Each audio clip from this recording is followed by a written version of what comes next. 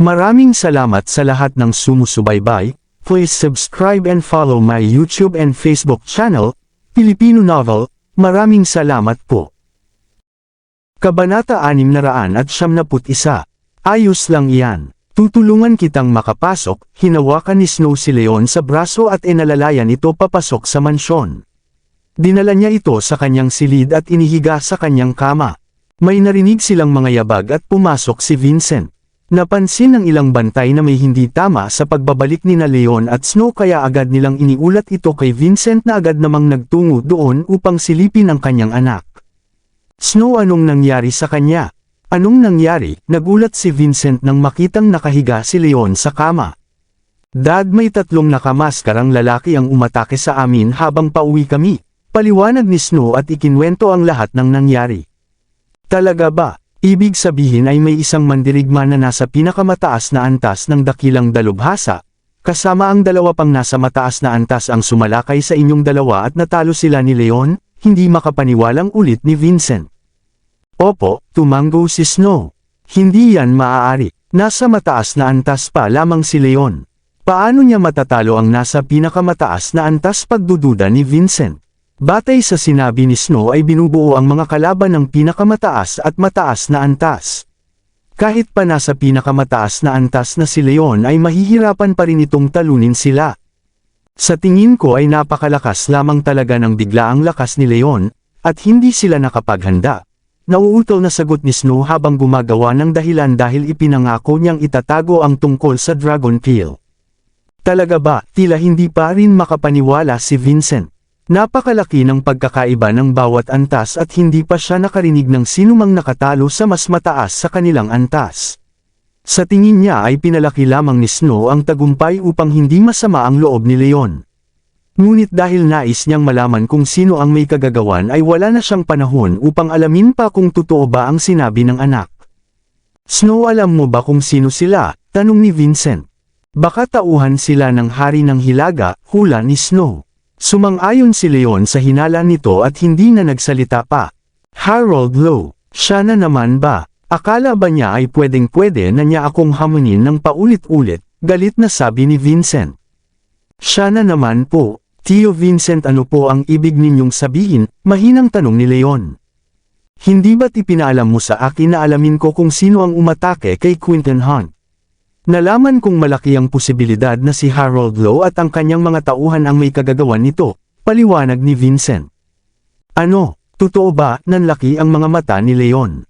Sinubukan niyang umalali gamit ang kanyang mga braso ngunit hirap siyang tumayo at muling nahihiga dahil wala na siyang lakas. Napansin ito ni Snow at agad na inalalayan siya. Nilagyan niya ng una ng likuran nito upang masuportahan siya habang nakaupo.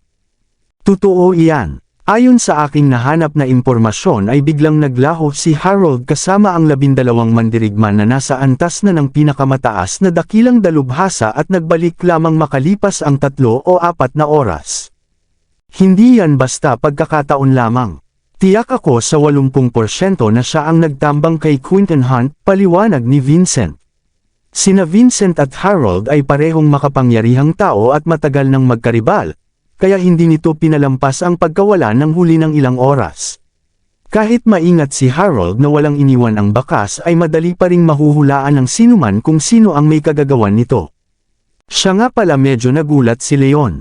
Noon pa man ay hinala na niya si Harold, ngunit dahil matindi ang alitan nila sa pamilya Field ay akala niya ay ang mga Field ang may kagagawan nito. Ngayon lamang niya nalaman na si Harold pala talaga ang may gawa. Tio Vincent, salamat po. Ipapasa ko po ito kay Ginoong Hunt. Pasasalamat ni Leon. Inutusan siya ni Quinton na alamin kung sino ang may kagagawan at masaya siya na nagawa niya ito ng maayos. Sasabihin niya rito ang naging resulta at ipapasa na lamang sa pamilya Hunt ang desisyon kung ano ang gagawin nila. Bakit ka nagpapasalamat? Dapat nga ako ang magpasalamat sa iyo. Kung hindi mo sinugal ang buhay mo para iligtas si Snow ay ayaw ko nang isipin kung ano ang maaaring nangyari, lalong nagalit si Vincent habang nagsasalita. Ikinwento sa kanya ni Snow na nasugatan si Leon at pati si Snow ay muntik nang mamatay. Dahil alam niyang tauhan ng hari ng hilaga ang umatake ay lalo siyang nagtanim ng galit kay Harold.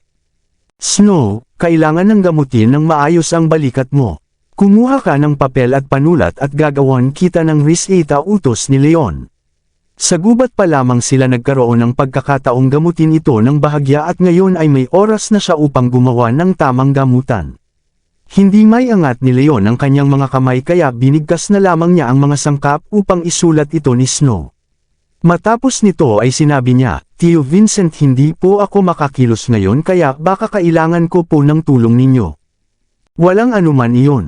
Ako na mismo ang maghahatid sa iyo sa pamilya Shear." Sobra na ang ginawa ni Harold at hindi na ito tama.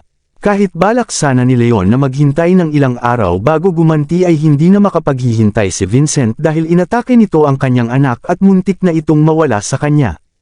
Gayunpaman ay mas mahina siya ng kaunti kumpara kay Harold at wala siyang magagawa kung ito ay haharapin niyang mag-isa, kaya naman binalak niyang makipagtulungan sa pamilya Shear.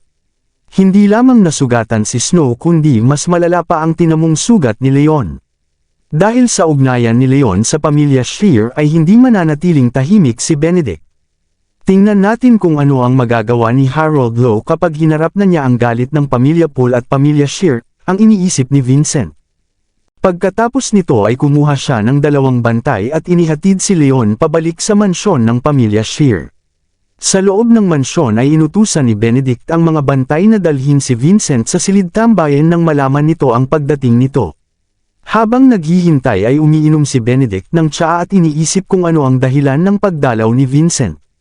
Maya-maya pa ay narinig ang mga yabag at pumasok si Vincent kasunod ang 2 bantay na pasan-pasan si Leon na nakahiga sa higaan.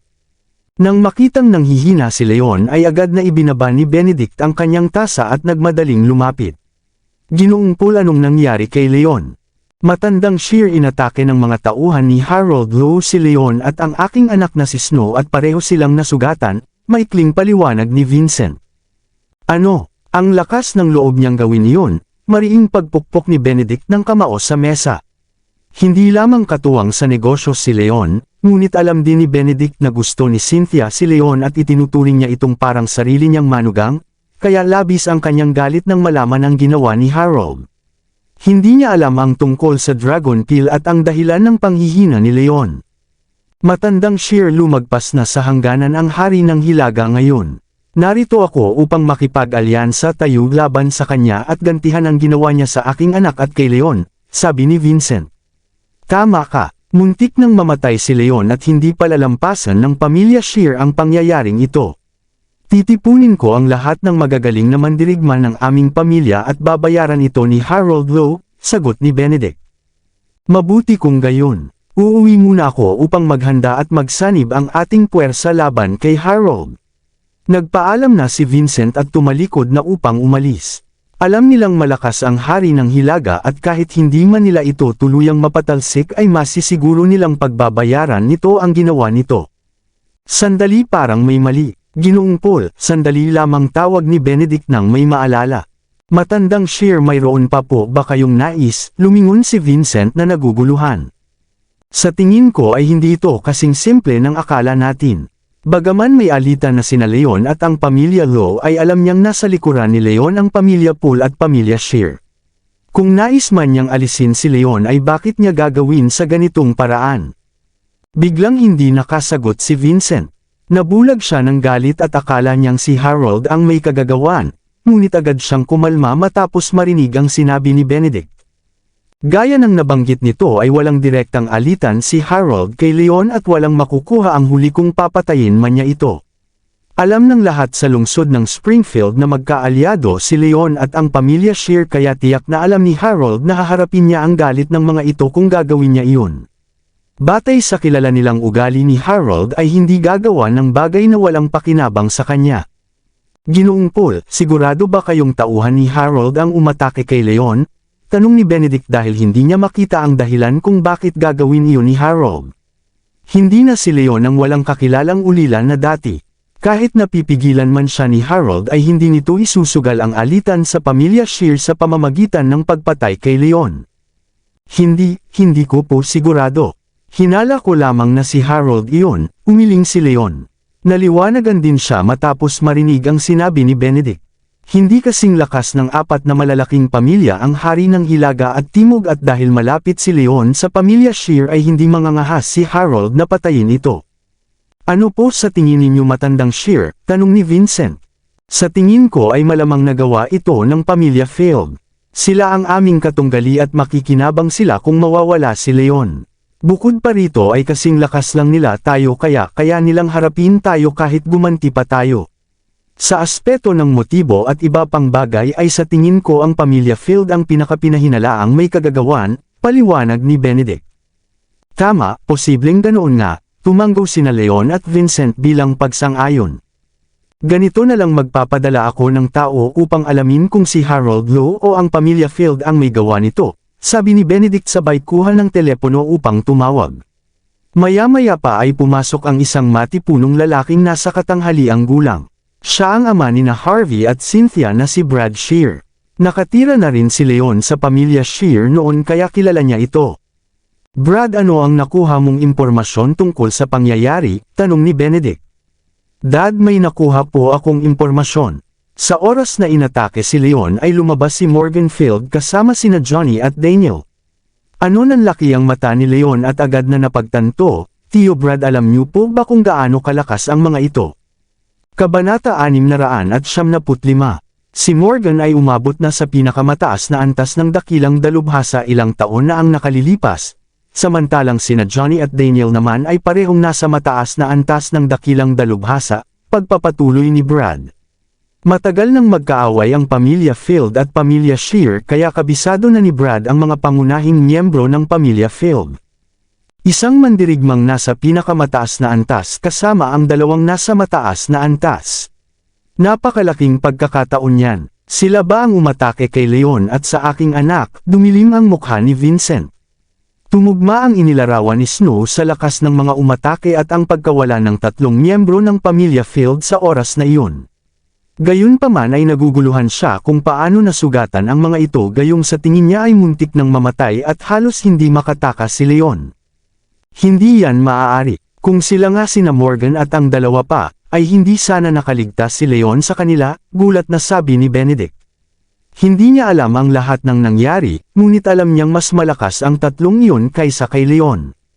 Kung haharapin man nila ito ng mag-isa ay walang-wala si Leon at hindi na makakatakas pa, lalo na't nasugatan pa niya ang mga ito. Hindi, sigurado akong sila iyon, lalo na kung pare-pareho silang nasugatan, may pagtitiwalang sabi ni Leon. Ano, ibig sabihin ikaw ang nakasugat sa kanila? Parehong nagulat sina Benedict at Vincent. Tumanggo si Leon. Opo, ako ang nakasugat sa kanila. Ngunit paano iyon nangyari? Hindi ka pa man nasa antas nila. Paano mo nagawang saktan sila? Lalo na si Vincent ay hindi makapaniwala. Akala niya ay imbento lamang iyon ni Snow at hindi inakalang totoo pala. Sa pag-aalinlangang hindi banggitin ang tungkol sa Dragon Peel ay inulit na lamang ni Leon ang sinabi ni Snow kanina. Sa tingin ko ay bigla na lamang lumabas ang aking lakas at hindi sila nakapaghanda. Nagkatinginan sina Benedict at Vincent na puno ng pagtataka. Dahil inamin na mismo ni Leon ay tiyak na totoo ito. Labis silang nabigla at hindi maintindihan kung paano nagawa iyon ni Leon. Gayunpaman ay nakumpirma na nila na ang pamilya Field ang may kagagawan at lalo silang nagalit. Pamilya Field, ang lakas ng loob nilang hamanin tayo ng paulit-ulit. Akala ba nila ay duwag ang pamilya Shear? Sigaw ni Benedict.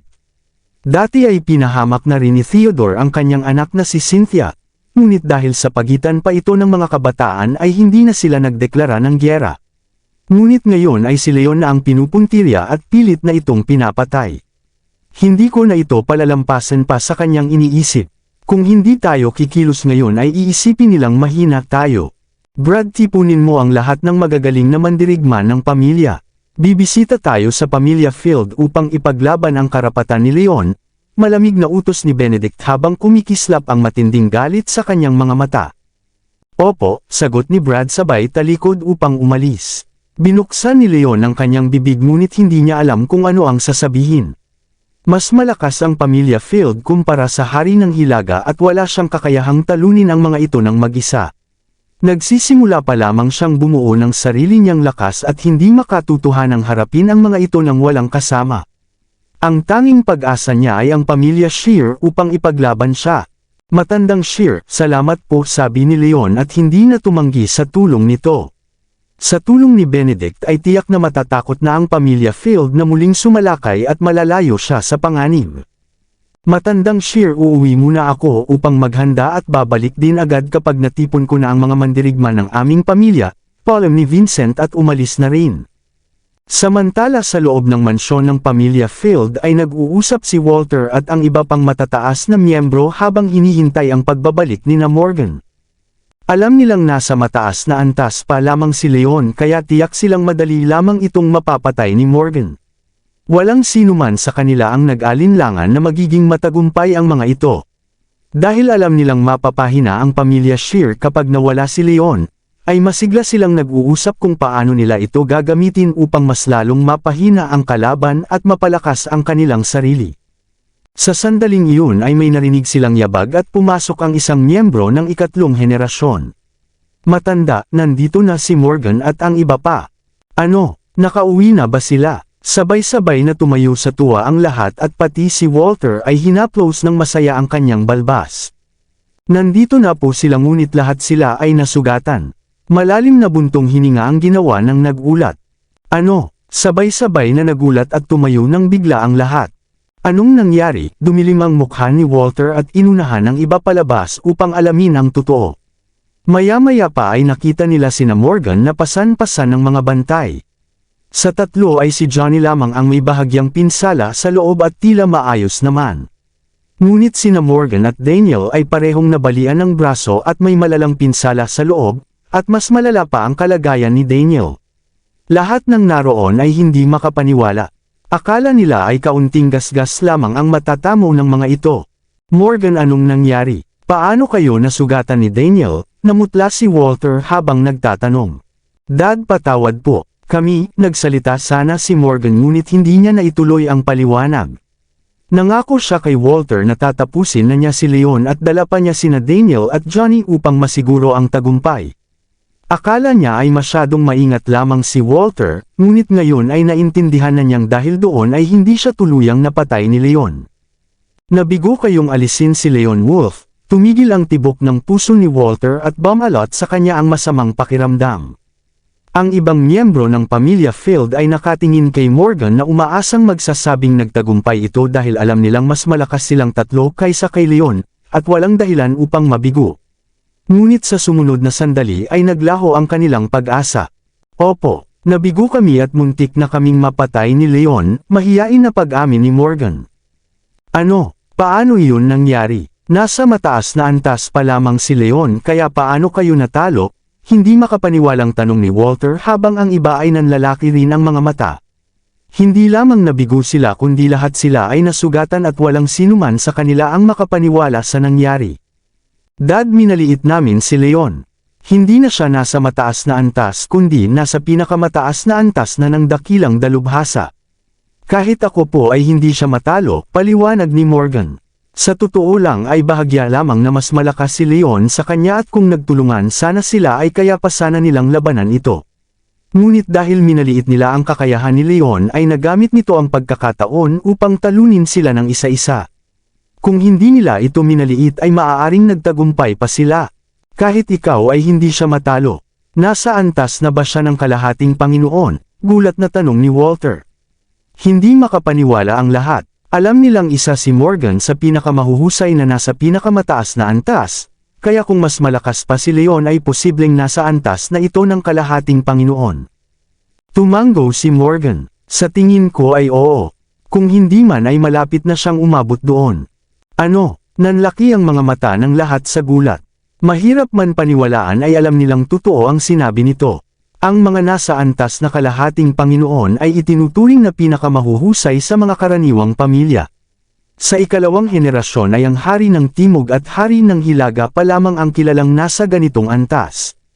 Kalahati pa lamang ng edad ng mga hari si Leon, kaya kung totoo man ito ay maituturing na pambihira ang kanyang kakayahan. Napatigil sa gulat ang lahat ng naroon.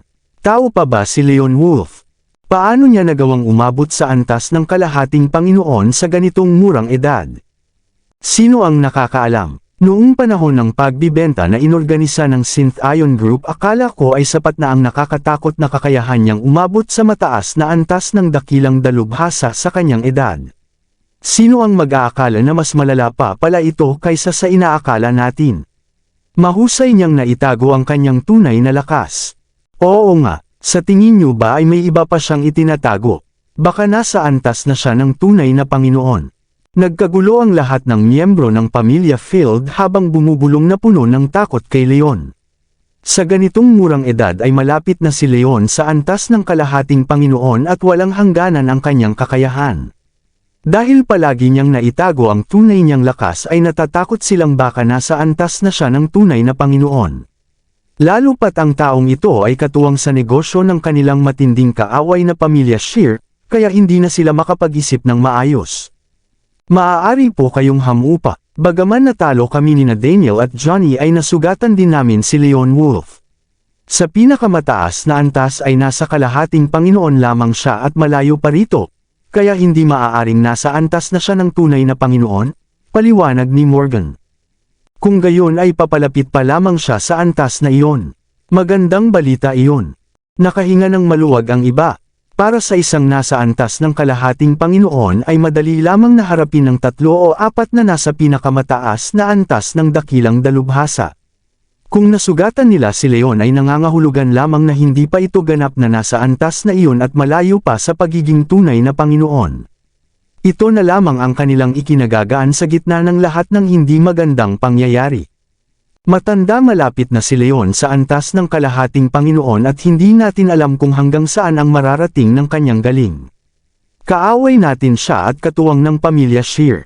Kailangan natin siyang alisin sa lalong madaling panahon.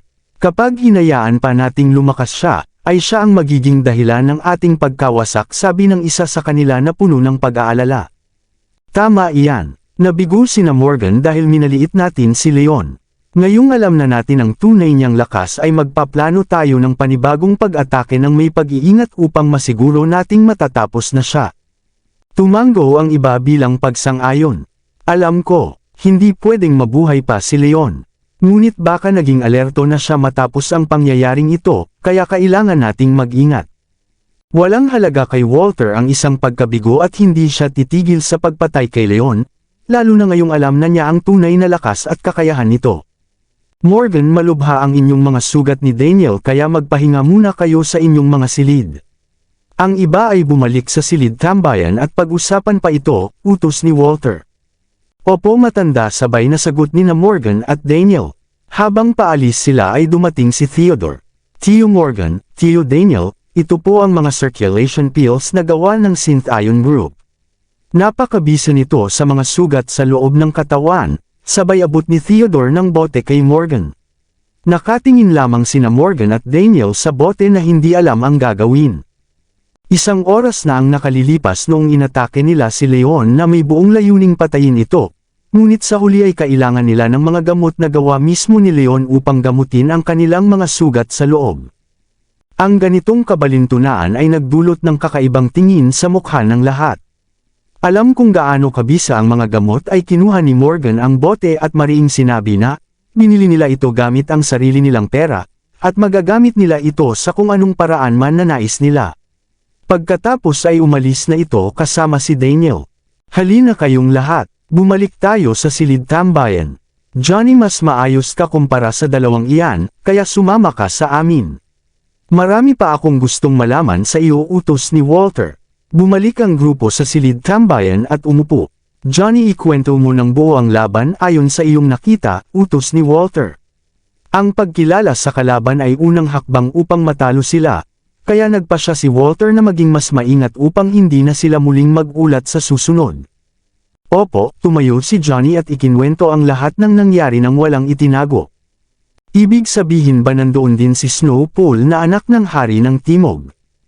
At higit pa rito ay nasugatan siya ni Daniel, gulat na tanong ni Walter. Hindi na isapinal ni Morgan ang lahat ng detalye, kaya ngayon lamang nila nalaman na nasama si Snow sa pangyayari.